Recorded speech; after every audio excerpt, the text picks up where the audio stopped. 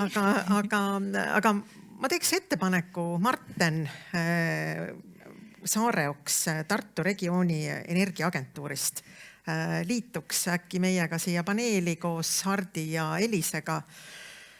Tunnistame ausalt, et meil ütleme selles mõttes väga pikki küsimusi ja arutelusid ette valmistatud pole, aga ma kohe suunan Martenile, sest korraldajad arvasid, et teie kogemus juba seni tehtust ja see, mis te täna kuulsite, et mis mõtted on teil või mis mõtted tekkisid, kuidas kolleege toetada, aidata, mis arvamused? Et eks esiteks me oleme neid kohaliku omavalitsuse koostööd teinud ja neid kliimakavu samamoodi koostanud ja eks kõige kaugemal ja siis aidanud võib-olla Tartul, kas siis kõige rohkem rakendada, teistega natuke vähem koostööd olnud. Eks tegelik probleem ongi ilmselt, mida tuleb lahendada, nii nagu siit ka välisrahastust otsitakse, et omavalitsustel tegelikult ei ole väga palju hoobasid, et igasuguseid eesmärke ja ülesanded võib panna, aga tegelikult ei ole väga hoobasid, kuidas siis seda vastavat raha siis põhimõtteliselt eelarvesse saada, et palju asju lahendatakse riiklikult ja siis omavalitsusel ise, et suunata midagi, et see on nagu keeruline ja selle valdkonnaga tuleb tegeleda ja eks väljaspoolt raha toomine on üks viis siis, kuidas teistest eristuda ja seda asja teistest paremini ajada, ütleme nii. Et ma arvan, see on igatpidi õiges suunas liikumine. Ja mulle tegelikult väga meeldis see Hardi mõte, et kuidas ikkagi ehitada silda nende kavade, strateegiate ja visioonide põhjal reaalseteks tegevusteks. Sest tundub, et reaalsed tegevused, need ju nagu ka kõnetavad tegelikult laiemat auditooriumi, et mida selleks teha või mida veel peaks tegema, et kuidas see tundub, et eks siin nagu enne sai ka juba räägitud, eks teatud nagu mõju on vaja hinnata või uuringuid teha, eks see on üks asi kindlasti, aga tegelikult eks seal kõige olulisem on see, et on päriselt kõige olulisem see, et on särasilmselt aktiivsed inimesed, kes seda kliimakava ka päriselt mõtlevad nagu ellu viia, et tõesti neid dokumente on mitmes valdkonnas tehtud ja lauasahtlisse visatud ja ka sealt ongi sellest etapist üle minemine, et on üks või paar inimest, kes seda asja võtavad enda südame asjaks ja sellega nagu tegelevad koha peal. Näiteks Hardi esitused täna ja kui me seda ette valmistasime, siis tegelikult minu arust väga selged mõtted ja väga arusaadavalt viidud reaalsetesse tegevustesse. Tunnistame ausalt, Elissa ka viitasid sellele, et eile viimane paneel, kus siin istusid tegelikult piirkonna liidrid ja me küsisime küsimuse, mis võiks olla järgmise aasta ärikonverentsi teemad. Parandage, kui ma eksin, aga keegi nendest ei maininud rohevaldkonda. Oli haridus, olid investeeringud, kui minna võib-olla investeeringutest detaili, võib-olla tuleb ka see teema, oli väga palju kultuuri, aga sinna me ka jäime, et mis sulle, Hardi, tundub, et mida veel teha? Ega võib-olla selle teema osas ongi, et rohe ja kliimavaldkond on tegelikult juba horisontaalseks asjadeks muutunud, et ei saa me hariduses ilma selleta ega investeeringutest rääkimata, et kindlasti peab sellest peab kogu aeg rääkima nii-öelda, kas ta on peateema või on ta kõrvalteema, aga sest üleminek on käimas ja kui me sellest maha jääme, siis me jäämegi maha. Aga lihtsalt veel peegeldus Elise ettekandesse sellest ülemineku tervisemõjudest, et nagu selline arvamus on, et Ida-Virus on hästi palju tervisemõjusid, mis on seotud nii-öelda tööstuse, reostuse ja kõigi sellega. See on kindlasti tõsi, aga ma väidan siinkohal nii-öelda omamata mingeid uuringuid, et nii nagu mujal on moodsas maailmas, nii ka Ida-Virus kõige rohkem inimeste tervist rikub ja sõna otseses mõttes inimesi tapab ikkagi stress ja siis ka teiseks nii-öelda ebaterved eluviisid. Et ja seda kindlasti peaks ka rohkem uurima, et võtame kas või kui ma olen selline nii-öelda keskealine kaevur, nagu minu eas meesterahvas, eks ju, et kes töötab kuskil põlevkivi ettevõttes ja kui öeldi nagu rohepööre välja, et põlevkivisektor pannakse kinni. Mis sul peas hakkab toimuma nagu? Ja mis siis on kogu see käitumismuster, mis võib olla nagu enesehävituslik ja et see on kindlasti palju nii-öelda hullem ja siis tulevad sõnumid, eks ju, põlevkivisektori paneme kinni, aga siis me teeme midagi seda ja teist ja siis läheb asi veel segasemaks, eks ju, et see teadmatus on kõige suurem. Et eile õnneks minister Riisalo vähemalt ütles, et kui on ebameeldiv sõnum, siis tuleb välja öelda ja ära teha. Et see on kõige mõistlik, mitte hakata rääkima, et ei tea, kas teeme, aga võib-olla ikka peame tegema ja et see on, see ebakindlus on kõige suurem terviserisk üldse. Nojah, kommunikatsioonist eile oli ka päris palju juttu, et viimane paneel toetudes jälle Elise mõttele, et kuidas ikkagi jätkuvalt anda seda sõnumit edasi ja kuidas tegelikult piirkond saaks ennast nähtavaks ja kuuldavaks teha otsustajate juures, siis ikkagi jäi kõlama, et kõik peaks rääkima sama juttu. Ja arvates väga hästi ka Aarne Kalbus tõi näiteks, et kui rada on sisse tallatud või kui juba nagu tekib selline harjumuspärane teadmine, et siis see aitab kõige rohkem. Kuidas teie hinnangul, et võite kõik anda nagu oma kommentaari, et kas nagu rohe teemadel peaks rääkima siis üks inimene, kellel on särasilmsed või siis ütleme selline üks meeskond või pigem ikkagi, et see teadmine peaks ja ütleme, need lood peaksid tulema sarnaselt siis kõikide liidrite poolt, kes siis piirkonnas asju veavad. Mis teile tundub? Selles mõttes, et ma mõtlen, et ikkagi üks inimene ka nüüd ei pea päris rääkima, et ikkagi see, eks nende asjadega on nii, et alguses peab keegi ajama, teised peavad seda uskuma ja seda ka edasi rääkima. Ma ütleks, et see nüüd puudutab ühte konkreetset valdkonda, aga vaadata kas või hoonete renoveerimise teemat, et kui naaber teeb, et me oleme seda näinud Rakveres näiteks ja ka Tartus mingid piirkonnad, kus mingid hooned ikkagi ära renoveeritakse, siis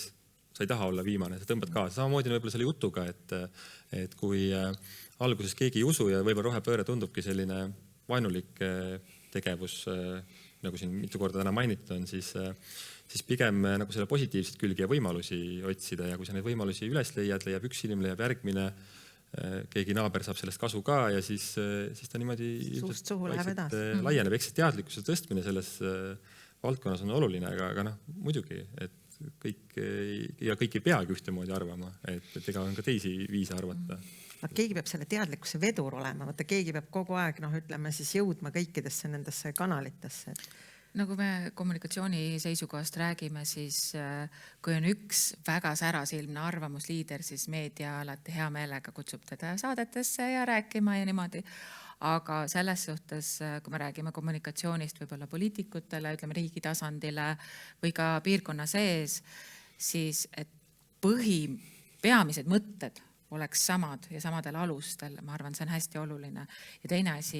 mida võib-olla peaks natuke rohkem tegema, on meediat korrale kutsuma, seepärast, et meedia tahab kogu aeg näha seda provokatsioone ja võib-olla keerutab nagu täiesti alusetult üles seda hirmu, näiteks needsamad kaevurite ja tööd nüüd kaovad ja kõik läheb hulluks ja kõik pannakse kinni, mida Ida-Võru on juba korra üle elanud, eks ole, Kreenholmiga, et milleks nagu tekitada seda lisastressi selle asemel, et võib-olla anda edasi natuke positiivsemat infot selles võtmes, et mis võimalused tekivad sellest. Et see ei ole ainult halb ja see, et selle positiivse külje kommunikeerimine on hästi oluline ja mida praegu tehakse kehvasti, aga tehakse osaliselt kehvasti sellepärast, et meie praegune meediaruum on üles ehitatud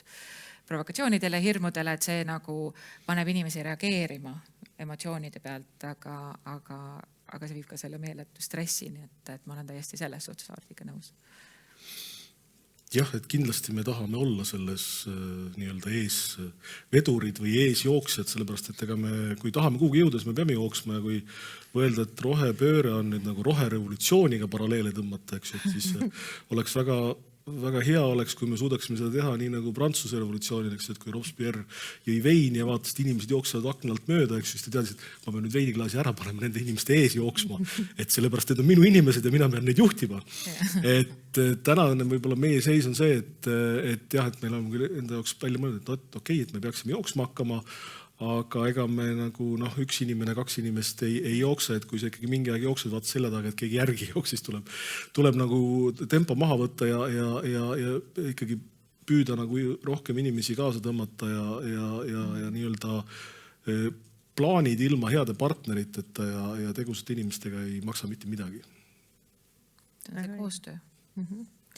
jah, ja võib-olla tõesti kommunikatsiooni mõttes, minu arust oli see Raivo Vasno eile, kes samamoodi alustas sellega või vähemalt mainis, et sõna rohepööre ei ole kõige parem, et võib-olla roheviis või mingi rohetee, et võib leida tõesti väga erinevaid definitsioone, aga jah, oluline vist on, et see nagu mõtestatus seal nagu välja paistaks, et korraks meil käis ka siin, vist Hardi, sina ütlesid, et see horisontaalne teema, et käis ka hariduse pool välja, sest et tõepoolest võib-olla mingi võib-olla selline paradigma muutus võib tekkida ka sellest, kui siis uus põlvkond, kes kasvab üles teistsuguse teadmisega, juba hakkab vaikselt nagu ütleme niimoodi nõudma või ütleme natukene nagu ütleme siis survestama, et öeldakse, et siin generatsioon Z, eks juba täna küsib, et ettevõttes peab olema, eks ju, vaimse tervise spetsialist ja miks mitte ka tegelikult roheteemadega tegelev spetsialist, et tekitada sellist kindlust, et me mis iganes ettevõtte või tegemistena tegelikult ka võtame vastutuse selle keskkonna ja nende väärtuste ees. Et kuidas teile tundub, et mismoodi seda siis oleks võimalik haridusse viia või kas täna on juba häid näiteid, kus see tegelikult toimib? Taani käis siit läbi, aga on teil midagi jagada? Ma ei tea, võtsin praegu selle kohta sõna, et ma nüüd ei tea, eks need kooli igasuguseid erinevaid programme on tehtud, kes õpib koodi ja kes õpib midagi muud, eks on need roheteemasid ka. Ma tean, et meil mõned kolleegid on käinud siin ikkagi ütleme kooli tasemel ka rääkimas neid teemasid ja eks meie energiaagentuurina ikka mõtleme, et selline ütleme, et rohe- ja taastuvenergeetika energiasäästu teema, nii nagu majandusteemagi võiks olla, et inimesed majanduslikult haritud, võiks olla tegelikult mingil määral selle füüsika ja asjade kõrval ka nagu ikkagi programmis sees, et mida teha. Ja siis ongi, selles mõttes ta peab faktipõhiselt lähenema ja ma arvan, et kui see uus põlvkond sel juhul ikkagi oskab selles mõttes käituda nagu teadlikumalt lihtsalt, et see ei ole kindlasti see, et kellelgi mingid plakatid ainult näidata ja öelda, et nüüd et suvaliselt, et sinna suunda peate jooksma, aga just, et nad saavad ise aru sellest asja mõttest. Teevad omad järeldused ja siis ma arvan, et see toimib nii. Ja et ma haridusest kahjuks jah, ei tea neid nii-öelda metoodikaid, kuidas seda saaks kasutada, aga nagu ma oma avaettekandes tõin, et ei taha küll nagu lapsi hirmutada, aga tegelikult on ju inimkonnal on see, et surmahirm paneb ikkagi liikuma, tekitab innovatsiooni ja mis iganes, et see reaalsus on, et kui me räägime sellest, loomulikult teatud vanusegrupis tulebki rääkida, et oi, et CO2 molekulid, oi, kui paha, oi, kui paha ja ikka sorteerime mingeid prügi ja sellega üritame nagu midagi päästa, aga reaalselt, kui ikkagi täna nagu noortele selgitada, et see ongi elu ja surma küsimus. Kui mitte konkreetselt meil, siis me räägime ikkagi nii-öelda inimkonnast laiemalt, eks ju, et mis nende kataklüsmide tulemuseks on, seda me ju täpselt ei tea, et võib-olla see aitaks nagu sellist just noortega, et mina ise mõtlen ka, et mis mul on, et läheb natuke soojemaks ja soovat, eks ju, ja küll põnev on vaadata, mis juhtub, eks ju, aga see mind nagu päeva lõpuks võib-olla väga palju ei mõjuta, aga võib-olla mõjutab, ei tea, et lihtsalt kahju oleks nagu sellest, et kui see kõige suurem jama on käes ja siis otsitakse süüdlased ja siis kõik peame üksteisele otsa vaatama, et me ei teinudki midagi, et me ainult rääkisime, et hea näide, jutumärkides on see nii-öelda ÜRO kliimapaneel, eks ju, et mis seal oli 26 või 27 aastat on seda öeldi küll viimane kord, et see on koputus, eks ju, aga mina ütlen, et see on nagu rohkem kopitus, eks ju, et 27 aastat või 27 korda rääkimist ja selle ajaga on CO2 heide kahekordistunud, eks ju, et mis see siis nagu on, et me ei püüagi tegelikult ju teha, et me räägime sellest, et tegelikult on tegusid vaja. Ja ongi, lihtsalt plaanist ei piisa. Meil on üks tegu käsil Tartu Ülikooli koostöös Tallinna Ülikooliga ja TalTechiga ja Kunstiakadeemiaga, Eesti looduskoolidega. Me teeme ümber praegust õppematerjale ja me koolitame õpetajaid. Et üle-eestiliselt, et õpetajad oskaksid paremini õpetada kliimamuutuste teemat kõikides ainetes. Kuni matemaatikani välja ja võib-olla ajalooni ja niimoodi. Ja et ühest küljest me teeme õpetajatele paremad õpetamismaterjalid läbi kõikide õppeastmete. Ja teisest küljest me anname ka õpilastele nii-öelda uut teavet, et nemad, täpselt seesama asi, et õpilased, et noored oleks nüüd teadlikumad, teeksid paremaid valikuid ja oskaksid nagu mõelda selles kontekstis, kuhu ühiskond praeguseks on jõudnud, mis on aktiivne kliimamuutus. Sest et nagu siin eelmised ütlesid ja ma absoluutselt kinnitan, et see protsess on alanud, see ei peatu. Et me oleme nüüd selle rongi peal, me peame vaatama, kuidas me nüüd hakkama saame. Ja lihtsalt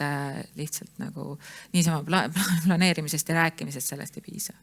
Jah, et tegelikult peab tõenäoliselt väga kiiresti tekitama uusi harjumusi inimestes, et käitumis mudeleid, mis tegelikult siis niivõrd kuivõrd aitavad siis kas nagu peatada või mingil määral siis nagu on hold nagu panna, aga jah, et me tagasi seda ei pööra, et sellest väga ilmekalt tegelikult rääkis ka Hardi, et jah, et taaskord nagu teema, mis on tegelikult päris pikalt olnud kogu aeg käijatud, et 27 aastat, mis sa siin välja tõid, aga millegipärast me ei ole jah õppinud, et eile minu arust oli ka väga hea üks näide või õigemini siis selline ütleme siis sentiment, mis välja pakuti ka Ida-Viru valguses, et kogu aeg on elatud kriisides. Et siin ei olegi nagu sellist normaalset aega olnud. Ja tundubki, et kui mingitele asjadele anda nagu selline kriisi tähendus või kriisi taust, et siis just kui nagu see paneb liigutama ja natuke mobiliseerib, et tegutsema, et jällegi ei taha inimesi hirmutada, just rääkisime siin stressist, aga tundub, et see võib-olla siis sellise kriisitooni andmine äkki aitaks natukene ülesse panna seda või teemat nagu jõustada. See kriisi teema, ma ei toeta otseselt seda, peame kõike nimelt kriisiks nimetama, aga ma arvan, oluline on see, et kuidas me teeme inimesele selgeks, et see puudutab teda. Kui see puudutab teda ja tema heaolu, siis ta hakkab liigutama. Et see on nagu selline psühholoogiline efekt ka. Et muidu on see kuskil kaugel, jah, kellegi teise, mis umbes, et praegu saab hakkama ja mulli tuli veel põleb ja elektri tuleb ja tuba on soe või tuba on jahe, vastavalt, kui sul on kuumalaine või mitte. Et selles suhtes, aga nad hakkavad mõtlema, et kuidas nende elu nagu mõjutub. Seesama asi, et kui me piirkond hakkab läbi nii-öelda ellu viima seda rohepöörde kogu kontseptsiooni läbi kõikide nende valdkondade, siis alguses inimesed hakkavad vastu, sellepärast, et keegi tuleb ja ütleb, et sa pead nüüd teisiti elama ja ähvardab su mugavust. Aga järgmiseks tegelikult on see, et tasub algatada see diskussioon, et okei, aga need võimalused, mis sul on, see mugavuseks võib paremaks minna. Ja taandadagi see indiviidi tasemele või ettevõtte tasandile, et ettevõtete puhul on ka oluline see, et kuidas sa saad jätkata oma majandustegevust. Et kui sa praegu kaasa ei tule, siis me arene meest ära ja sa tegelikult ühel hetkel pead pillid kotti panema. Sellepärast, et süsteem on muutunud, ärimudelid on muutunud, kliimamuutused on, ma ei tea, tulvaveed on nii suured, et sa lihtsalt ei saa enam opereerida. Absoluutselt õige. Hardi ütles ka, et tegelikult kui mingid teemad personaliseerida, et mul tekib oma tuulik või oma mingisugune nagu, ütleme heas mõttes jalajälg, et üks võimalus tegelikult seda võib-olla nagu kokkuvõttes natukene võimendada, sest tegelikult Taani käis siin läbi, näiteks ka külalislahkuse sektoris on just Taanis väga häid näiteid, kuidas hotellid, restoranid on ringmajanduse temaatikat, jätkusuutlikkust ja kogu siis rohepöördega seotud asju väga edukalt ellu viinud ja üks viis selleks on tegelikult selline rohekarikas või mingisugune auhind. Inimestele meeldivad sellised, ütleme siis, esiletoomised või rääkisime siin naabrist paremad. Et kuidas teile tundub, et kas selline karikas või ütleme siis heas mõttes auhind, kes on siis rohetemaatika ärimudelid kõige paremini integreerinud või kes on siis näiteks ka oma töötajate teadlikkust kõige paremini sisse toonud, et kas see võib olla mingi idee? Ma lihtsalt arvan, et meil Ida-Virus juba ettevõtlusnädala raames eelmine aastaga sellise auhinna välja andsime. Väga hea. Et jah, tuua seda nagu välja, et tõesti, et ja just see, et kes midagi ära tegi, mitte nagu vahepeal meil hakkas tunduma, et kui võtame nii-öelda kärbime võimalikult palju heiteid, et siis selle eest on mingi auhind, ei selle eest ei ole mingit auhinda.